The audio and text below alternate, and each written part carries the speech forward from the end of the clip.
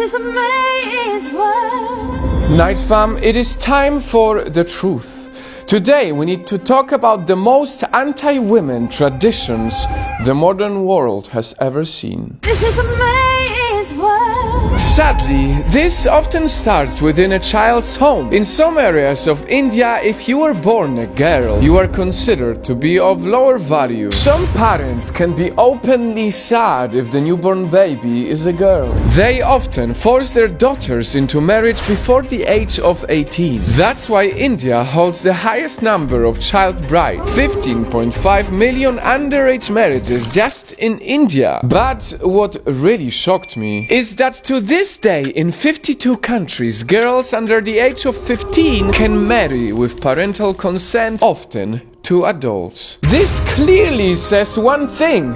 Too often do young girls start their lives as their husband's property. This is a man's world. As we explore the world of the anti-women traditions, let us depart on a journey to Iran. Here, if you are a woman, you are not allowed to watch football games live. Some women go so far that they dress up like men just to see the game. But if the authorities find out, they get arrested. And I already know, some people will say, why do you talk about it? It's not your business, you are a man. And that is exactly what causes the problem. Men should be able to proudly say they fight for female rights, because it's men who created sexism in the first place.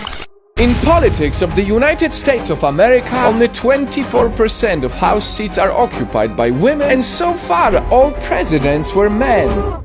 Some will defend this, saying it's because men are better at politics. And to them I will say one thing. Majority of countries that had the best response to COVID-19 were countries with ruling female politicians. This is a man's world. Moving on, Saudi Arabia for a long time was the only country in the world not allowing female drivers. Women would rely on taxis or have men drive them to their destination. It was only 2 years ago that this changed. Only 2 years since they can drive. On the other hand, if you are a woman who lives in Jordan, you cannot choose where to live. You cannot travel outside your home. You cannot even apply for a passport without permission. And to top all of it, with one of the worst anti-female traditions in countries like Iraq, the Philippines or Syria, there are laws that may allow rapists to marry their victims and be freed from the crime. This is a man's world.